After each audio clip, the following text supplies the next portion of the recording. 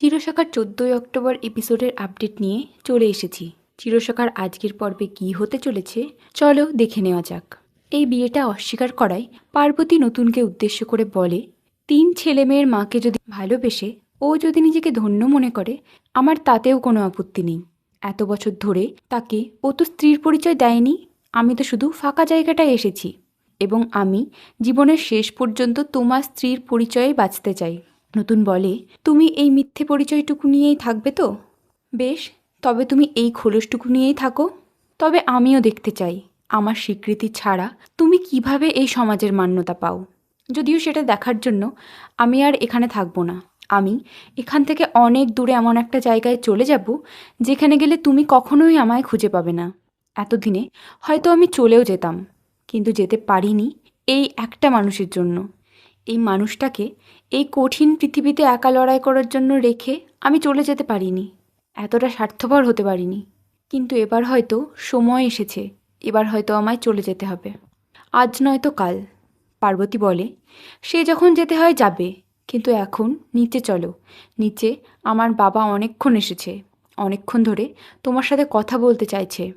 সে কমলিনীকে বলে, আমি তোমায় রিকোয়েস্ট করছি কমলিনীদি, তুমি আজকের দিনে অন্তত বাড়ি ছেড়ে যেও না।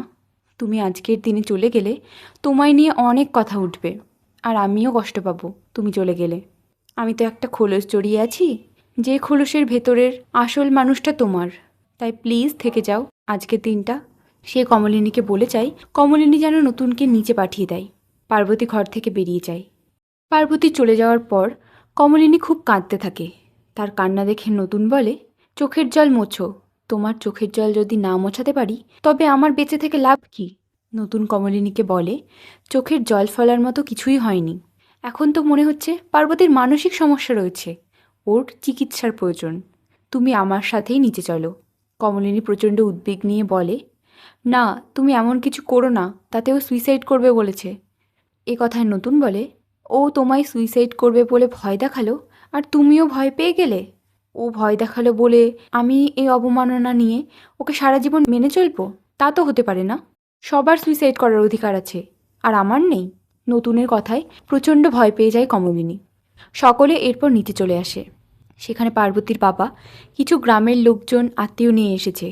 তিনি স্বতন্ত্রকে বলেন, এভাবে হুট করে বিয়েটা হয়ে গেল বলে নিশ্চয় তোমরা অনুষ্ঠানের আয়োজন করতে পারোনি, তাই না? নতুন বলে, কিসের আয়োজন? পার্বতীর বাবা বলে, আজ তো তোমাদের বৌভাত, তারই অনুষ্ঠানের আয়োজন। তা অবশ্য তোমাদের বাড়ির ব্যাপার, বিয়ে তো সম্পন্ন হয়ে গেছে, এবার ধীরে সুস্থে আয়োজন অনুষ্ঠান করলেই হলো। নতুন বলে, আপনি যেই অর্থে অনুষ্ঠানের কথা বলছেন সেই অনুষ্ঠান কখনো হবে না। পার্বতীর বাবা বলে, মেয়ে এখন তোমাদের বাড়িতে আছে, তোমরা কখন অনুষ্ঠান করবে সে বিষয়ে আমি ঢুকবো না। পার্বতীর বাবা সর্বজিৎকে উদ্দেশ্য করে বলে, আমার মেয়ে তোমাদের বাড়ির লক্ষ্মী, আমার মেয়ের সাথে তোমরা সংসার করে দেখো, তোমরা ঠকবে না। অনন্যা পার্বতীর বাবাকে বলে, ঠাকুরমশাই আপনি কিন্তু একেবারে ভাববেন না আপনাদের মেয়ে আমাদের পরিবারের অযোগ্য নয়, বরং ওই এই বাড়ির সবথেকে যোগ্য। পার্বতীর বাবা বলে, নতুন আর পার্বতী এই বাড়িতে থাকবে নাকি অনন্যা সর্বজিতের সাথে ওই বাড়িতে থাকবে? তাতে সর্বজিৎ বলে, সেটা এখনও ঠিক করা হয়নি।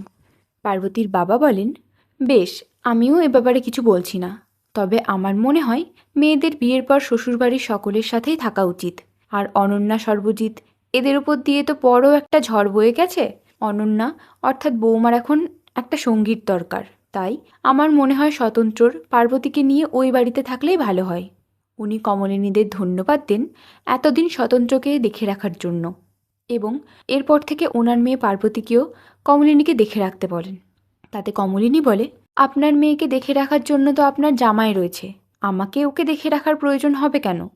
কুর্চি বলে, আর তাছাড়া আপনার মেয়ে যথেষ্ট বয়স হয়েছে, সে তো নিজেই নিজেকে দেখতে এক্সপার্ট, কচি বউয়ের মতো খুব একটা লজ্জাসরম আছে তা তো নয়। পার্বতীর বাবা বলে, আসলে ওর তো ঠিক বয়সে আমরা বিয়েটা দিতে পারিনি, আর কেন পারিনি সে প্রসঙ্গ না হয় থাক। তবে তখন যেটা হয়নি বিধির বিধানে এখন সেটা হয়েছে। তখনই নতুন বলে ওঠে, ঠাকুরমশাই আমার কিছু কথা আপনাকে বলা দরকার। নতুন সব সত্যিটা তার বাবার সামনে বলে দিতে পারে ভেবে পার্বতী ভয় পেয়ে যায়। সে নতুনের কাছে সরে এসে চাপা স্বরে নতুনকে তার বাবাকে সত্যিটা বলতে বারণ করে। পার্বতী বলে, তার বাবা হয়তো এই আঘাতটা সহ্য করতে পারবে না।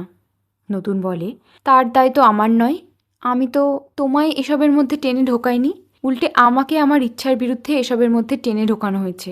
আমি তো কাঠের পুতুল নই যে সবার ইচ্ছে মতো নাচবো। উনি তোমাকে যখন আমাদের মধ্যে ঠেলে দিয়েছেন তখন ওনার ভাবা উচিত ছিল তোমাকে আমি আমার জীবনে মানব কি না। এতগুলো বছর পেরিয়ে গেছে, আমার জীবনে তোমার জায়গা নাও থাকতে পারে। পার্বতী তাও নতুনকে শাসিয়ে বলে, তখন যেহেতু কিছু বলনি তাহলে এখনও কিছু বলবে না, ব্যাপারটা অন্যদিকে কিন্তু ঘুরে যেতে পারে। নতুন ও পার্বতীকে একসাথে কথা বলতে দেখে অনন্যা বলে, তোমরা তখন থেকে নিজেদের মধ্যে কি কথা বলছো বলো তো? আর পার্বতী, তোমার যদি কিছু কথা বলার থাকে তুমি আমায় আলাদা করে বলতে পারো, আমি তো তোমার যা হই। নতুন পার্বতীর বাবাকে বলে, আপনি যে তত্ত্বগুলো নিয়ে এসেছেন ওগুলো আপনি ফেরত নিয়ে যান। তা শুনে পার্বতীর বাবা বলে, এটা তুমি কি বলছো? ওগুলো তো তোমাদের ফুলশয্যার তত্ত্ব। আজ এই জামা কাপড় পরেই তো তোমাদের ফুলশয্যা করবে, এটাই তো লোকাচার। আমি পাড়ার কয়েকজনকে নিয়ে এসেছি সেই লোকাচার পালনেরই জন্য। তোমাদের হয়তো অনেক আছে, তোমরা হয়তো অনেককে দান ধ্যান করো, আমরা আমাদের সামর্থ্য মতো জিনিসপত্র, কাপড় ইত্যাদি কিনে এনেছি। গ্রামের কিছু মহিলা ও পার্বতীর মা এই তত্ত্বগুলো সাজিয়ে পাঠিয়েছে।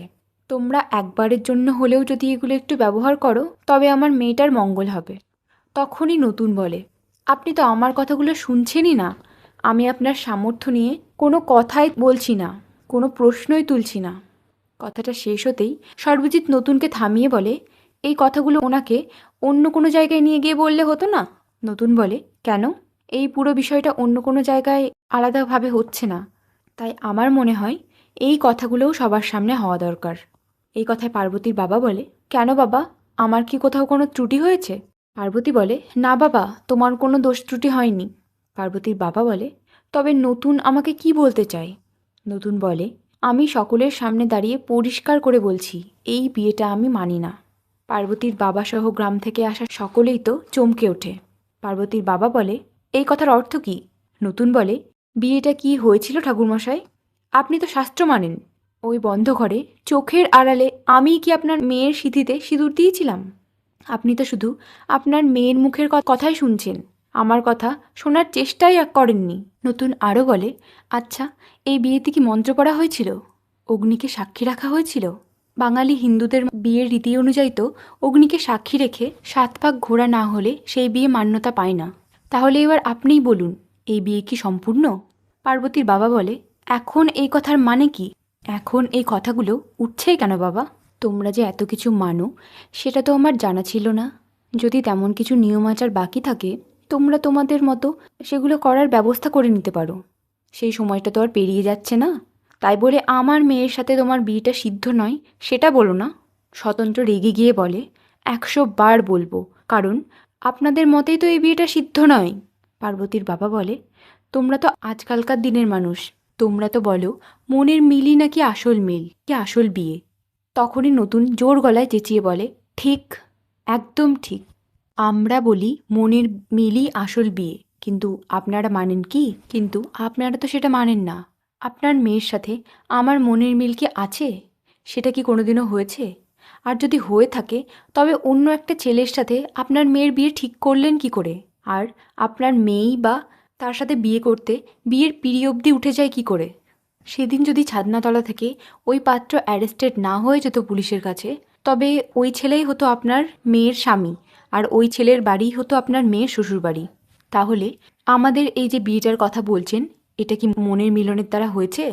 কমলিনী নতুনকে এখন আর নতুন করে এই প্রশ্ন না তুলে যা হয়েছে সেটাকে মেনে নিতে বলে, এবং বলে এই বৃদ্ধ মানুষটাকেও এসব কথা তুলে আর কষ্ট না দিতে। তখন নতুন বলে, এসব কথা তো আগেই হয়ে গেছে। এবার অনন্যা নতুনকে বলে, পার্বতীকে মেনে নিতে তোমার কোথায় অসুবিধা নতুন?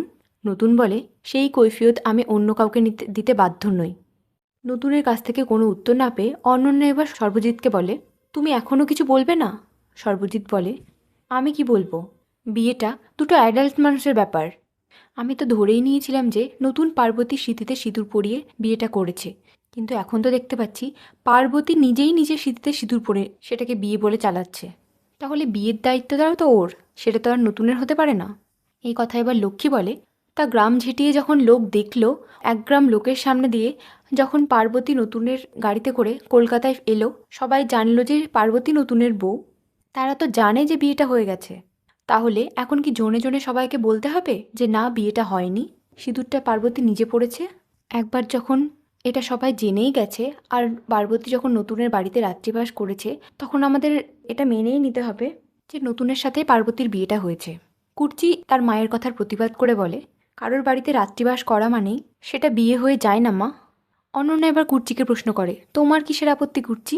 তুমি কি তোমার বৌদির কথা ভেবে আপত্তি করছো? কুর্চি বলে, হ্যাঁ কিছুটা তো তাই।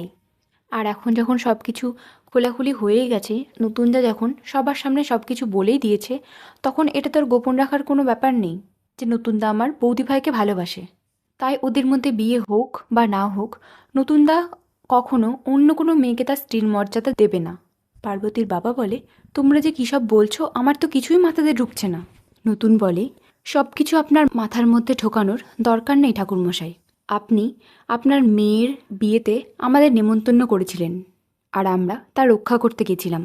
ওই বাজে ঘটনাটা যখন ঘটে, তখন আমি অবিবাহিত থাকার জন্য আপনি আমার কাছে বিয়ের প্রস্তাব দেন, কিন্তু আমি সেই প্রস্তাবটা অস্বীকার করি।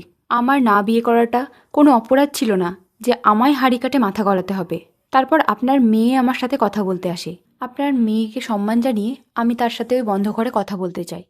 আপনার মেয়েকে যখন আমি সিঁদুর পরাতে অস্বীকার করি, তখন আপনার মেয়ে নিজেই নিজের স্মৃতিতে সিঁদুর পরিয়ে নেয়, আর তারপর আমাদের সকলের সামনে সেটাকে বিয়ে বলে দাবি করে। তাই আমি এই বিয়ে মানি না। আমি আজ সর্বসমক্ষে এই বিয়ে অস্বীকার করছি। পার্বতীর বাবা বলে, এ কথা তুমি আগে বলনি কেন? তখন তো তুমি চুপ করেই ছিলে। তার মানে 1 গ্রাম লোকের সামনে তোমার যে চুপ করে থাকাটা ছিল, সেটাই আমরা সম্মতির লক্ষণ হিসেবে ধরে নিতে পারি। তাই আমার মেয়েকে এভাবে অপমান করার অধিকার তোমার নেই। পার্বতী তার বাবাকে বলে, বাবা তুমি চিন্তা করো না, আমি এই বিয়েটা থেকে, এই সম্পর্কটা থেকে কোথাও যাব না। এই সংসার থেকে বেরিয়ে আমি গ্রামে ফিরে যাব না বাবা। এখানেই শেষ হয় আজকের এপিসোডটি। পরবর্তী পর্বের আপডেট পেতে আমার চ্যানেলটাকে সাবস্ক্রাইব করে রেখো।